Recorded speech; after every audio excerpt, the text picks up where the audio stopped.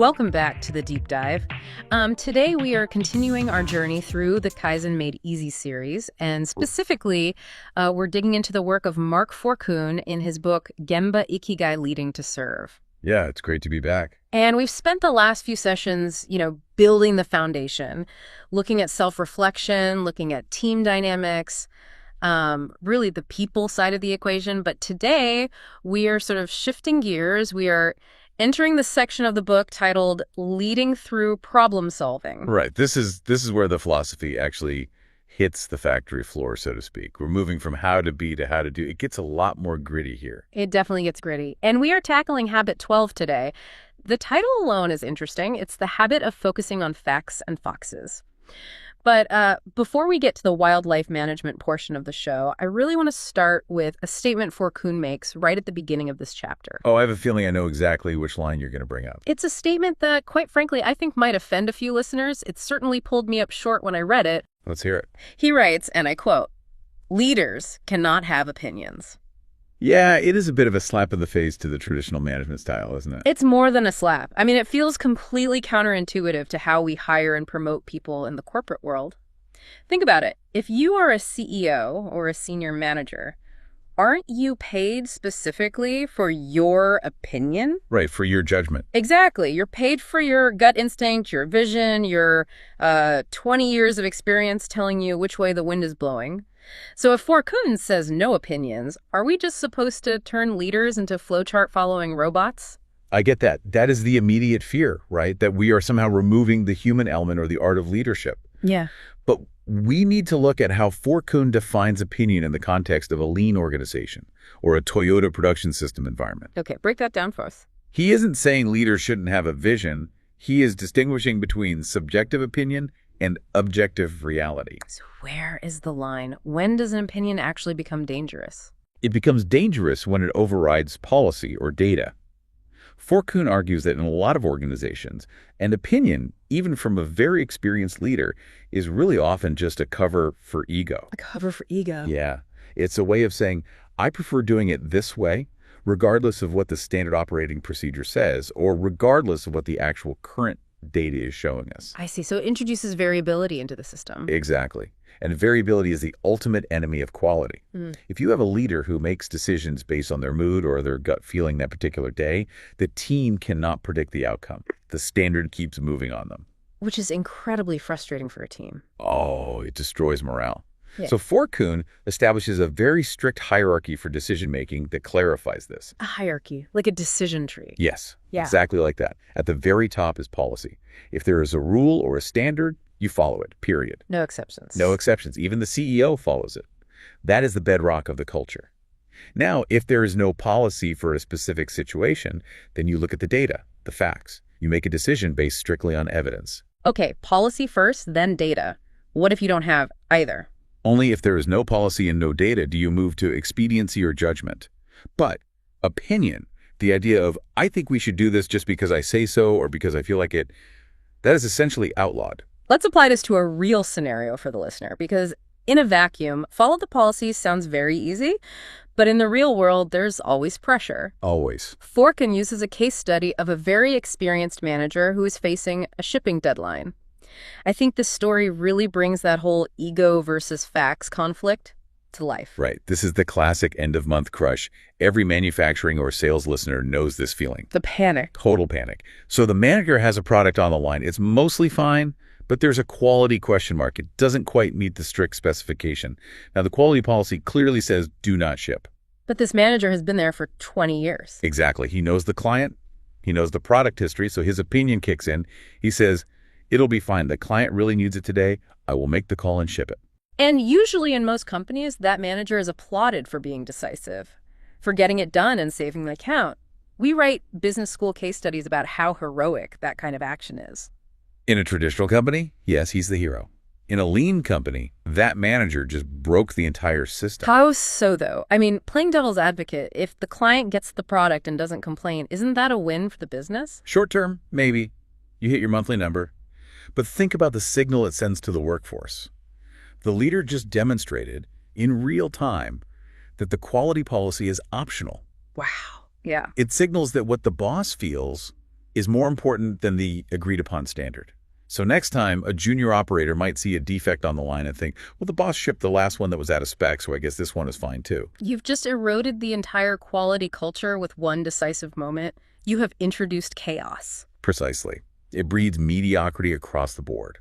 Forkin actually calls this malevolence. Malevolence, that's a strong word. It is, but he doesn't mean the manager is evil. He means that the act of ignoring facts and policy for the sake of ego or expediency destroys the organization from the inside out. Because it undermines the foundation. Yes. It makes Kaizen continuous improvement completely impossible because you do not have a stable baseline anymore. You cannot improve a standard if the leader keeps ignoring the standard. So the facts part of Habit 12 isn't just about looking at spreadsheets. It's really about intellectual honesty. It's about having the humility to admit that your 20 years of experience doesn't automatically trump the reality of the situation in front of you. It connects directly back to Habit 11, which we discussed in the last deep dive, knowing the numbers. Right. You cannot focus on facts if you don't have them visualized. If you're flying blind, you have to rely on opinion.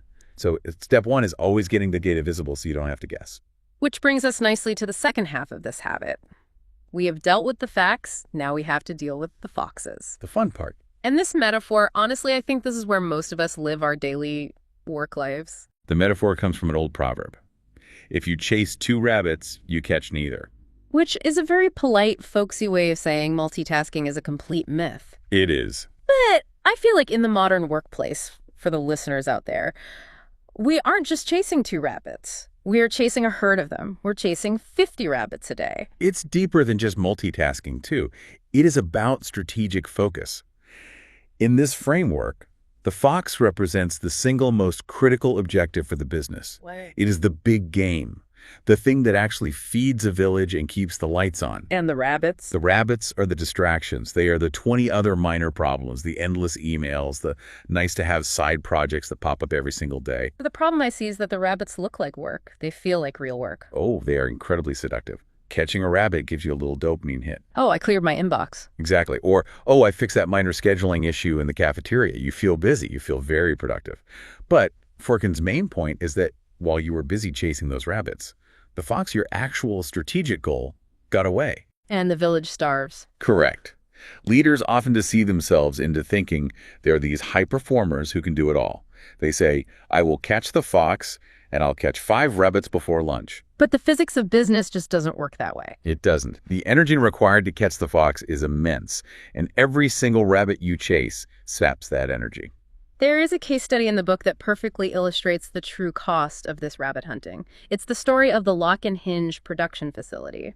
I want to spend some time digging into this because the numbers are staggering, and it really shows what busyness actually looks like on a large scale. This is a textbook turnaround story. It's brilliant. So to set the scene for you, we have a family-owned business. They have roughly a 60 million euro turnover. So not a small mom and pop shop. This is a real operation. Not at all. But when Forkin acting as their sensei arrived on site, the place was just completely chaotic. Define chaotic in this context. High energy, but extremely low focus. Everyone was running around. They had dozens of initiatives running simultaneously across the plant. New product launches, efficiency drives, rebranding, office renovations, you name it. They had a committee for it. So the leadership team must have been exhausted. They were working 12-hour days, sweating, stressing. They thought they were giving everything to the company. They were chasing rabbits at an Olympic level. They were capturing plenty of rabbits, too. But the data, the facts we just talked about, told a complete horror story. They were 30 days late on client orders. 30 days. In modern manufacturing, that is an eternity. It's unacceptable. That is basically telling your clients, please go give your money to our competitor. It's a death sentence for a business. The clients were furious. Trust was evaporating rapidly. But the leadership team was so incredibly busy fixing everything else, they couldn't even see the core problem. They were completely lost in the fog of their own busyness. So what was the sensei's intervention? Because usually the traditional management advice in that situation is, well, hire more people or authorize overtime or buy a new $1 million software system. The intervention was radical subtraction. They used the facts to identify the fox. The data showed that on-time delivery OTD was the only metric that truly mattered right then. If they didn't fix delivery, the business would fail. Period. So OTD became the one and only Fox. And what happened to all the rabbits? The office renovations and new products? They shot them, Wow. or rather they parked them. And this is the hardest part for any leader to actually do. They had to sit down, look at all those other initiatives, projects that people were very excited about, things they'd already spent good money on, and say, stop. That has to be terrifying. To say to your board, we are not going to work on the new product line right now, or we aren't going to fix the layout, it feels like you're committing negligence. It feels like giving up. It feels like negligence to the untrained eye, but it is actually the ultimate discipline. They focus the entire organization solely on getting orders out the door on time. Every meeting, every decision, every resource was aligned to that one Fox. A total filter. Yes, the filter was, does this help us ship today? No. Then we are not talking about it. And the result. If this radical subtraction failed, that leadership team would have looked absolutely ridiculous. It didn't fail. In just 6 months, on-time delivery went from 68% to 98%. That is a massive swing. That is virtually a different company in 6 months. And here is the real kicker. Revenue increased by 18%. Not because they launched a flashy new product, but simply because clients started trusting them again and gave them more volume. So by doing less, they actually made more. By doing the right thing, they stopped paying the switching cost of constantly jumping between tasks. They eliminated the mental waste, the muda of distraction. When you stop chasing rabbits, you suddenly have the bandwidth to actually solve the complex problems that the Fox represents. It really highlights for me that busyness is often just a form of laziness. That's a great way to put it. It's lazy because you aren't doing the hard emotional work of prioritizing. You're just reacting to whatever email is loudest. That is a very sharp observation. Prioritizing is painful. It involves sacrifice. Chasing rabbits is easy because you just say yes to everything. Catching the fox requires saying no to almost everything else. It requires a lot of courage. No, there is a nuance here in the book that I don't want us to miss. Forkin introduces a parable about a master craftsman that adds a really important layer of complexity to this fox idea. Because if you only focus on the end goal, you might actually miss the means to achieve it. Yes, the story of the master craftsman and the worn tools. It describes a workshop where the tools are blunt, the floor is dirty, and the machines are simply not maintained.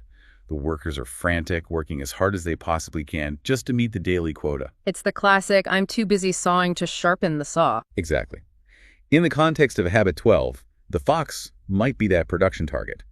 But if you ignore the condition of your tools, the facts of your daily environment, you will eventually fail to catch the fox. So how do we balance that? If I am supposed to ignore distractions, isn't cleaning the shop floor technically a distraction from making the product? This is where the distinction is absolutely critical.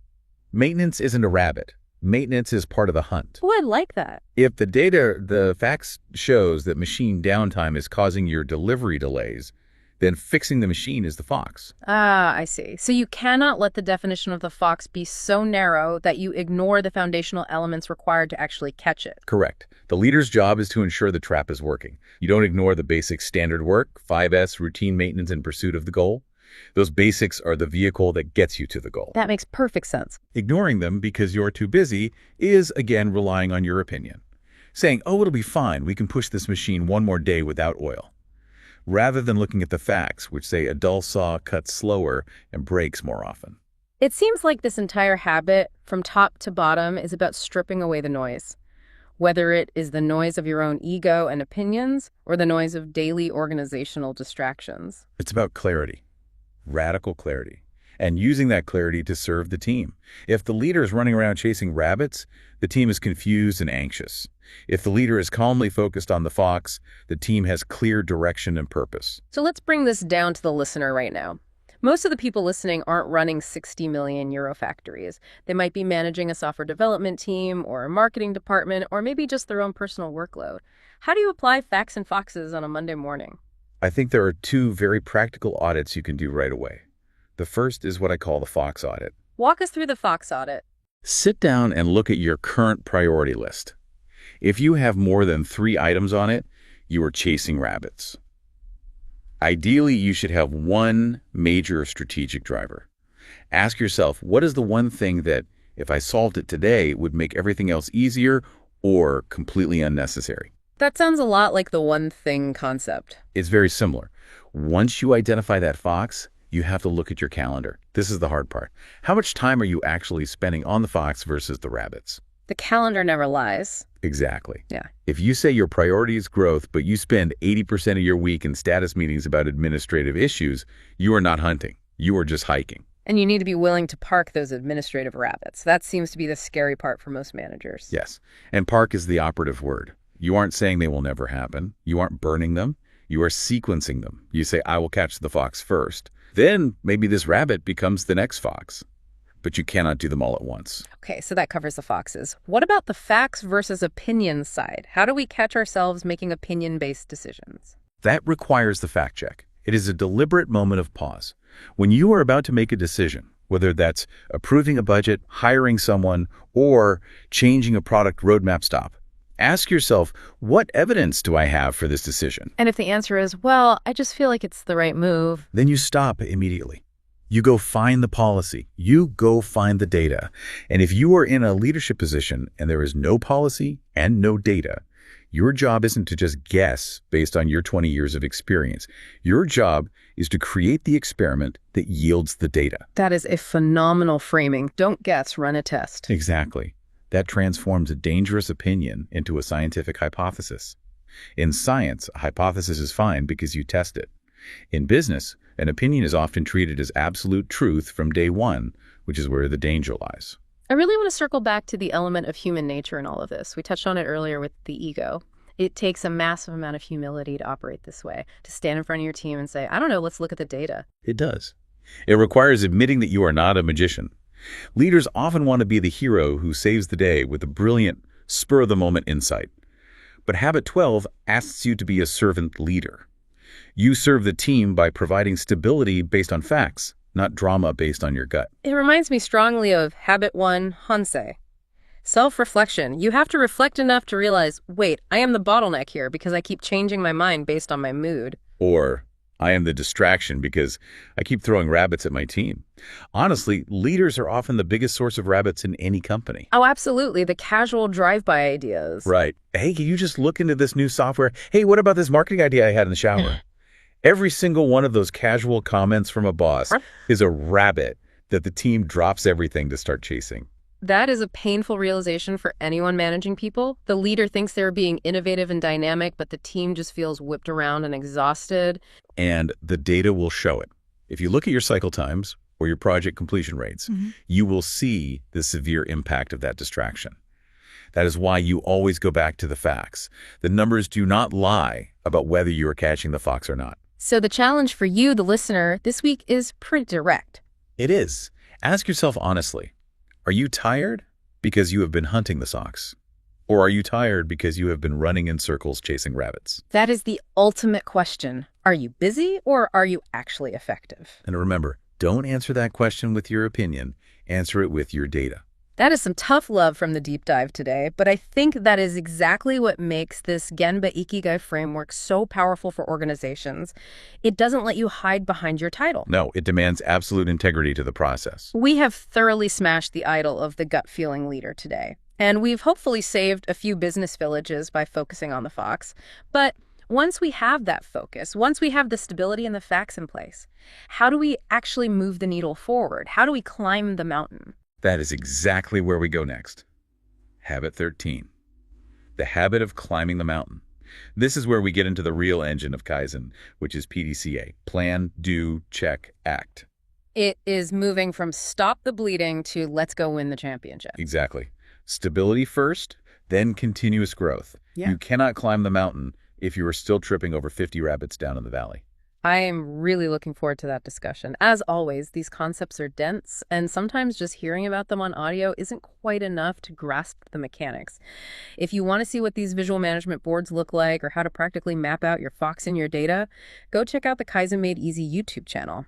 The visuals there really help cement the theory we talk about here. Absolutely. Seeing a rabbit versus fox board drawn out in action really changes the conversation for a team. And if you want the full manual, because that is really what this book is, grab a copy of Genba Ikigai Leading to Serve by Mark Fortune. It's available on Amazon, and the case studies go into so much more detail than we can possibly cover in this format. It is definitely a book you will want to highlight, dog ear, and keep right on your desk. So until next time, here is your provocative thought for the week. What is the one rabbit you love chasing the most, and what would happen if you let it go? put down the rabbits, find your fox, and keep diving deep. Thanks for listening. Thanks, everyone.